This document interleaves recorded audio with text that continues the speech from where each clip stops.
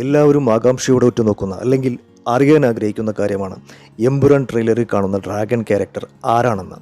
തീർച്ചയായും ഞാനും ആ ഒരു ജിജ്ഞാസയോടു കൂടിയാണ് ഇരിക്കുന്നത്. പക്ഷേ ട്രെയിലറിൽ കാണുന്ന ഡ്രാഗൺ ക്യാരക്ടർ ആരാണെന്ന് ഇതുവരെ അണിയറ പ്രവർത്തകർ വെളിപ്പെടുത്തിയിട്ടില്ല.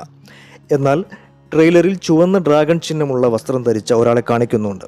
ഈ വ്യക്തി ആരാണെന്നുള്ള ചർച്ചകൾ സോഷ്യൽ മീഡിയയിൽ സജീവമായി നടക്കുന്നുണ്ട്. ചില ആളുകൾ പറയുന്നത് ഇത് ഫഹദ് ഫാസിലാണെന്നാണ്. എന്നാൽ മറ്റു ചില ആളുകൾ പറയുന്നത് ഇതൊരു വിദേശ നടനാണെന്നാണ്.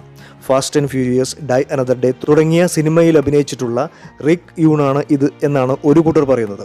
റിക് യൂണിൻ്റെ പേജിൽ പോയി മലയാളികൾ ഇത് ചോദിച്ചുകൊണ്ട് വിളയാടുന്നുണ്ടെന്നാണ് കേൾക്കുന്നത്. വേറെ ചില പേർ പറയുന്നത് അമീർ ഖാൻ ആണെന്നാണ്. മറ്റു ചിലർ പറയുന്നത് ടൊവിനോ തോമസ് ആണെന്നാണ്.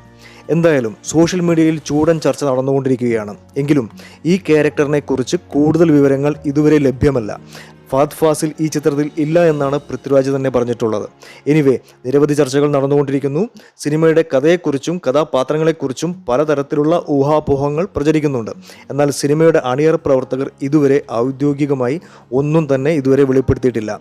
അതുകൊണ്ട് തന്നെ സിനിമ കണ്ട് ഇതാരാണെന്ന് അറിയാനുള്ള ആകാംക്ഷയിലാണ് എല്ലാവരും.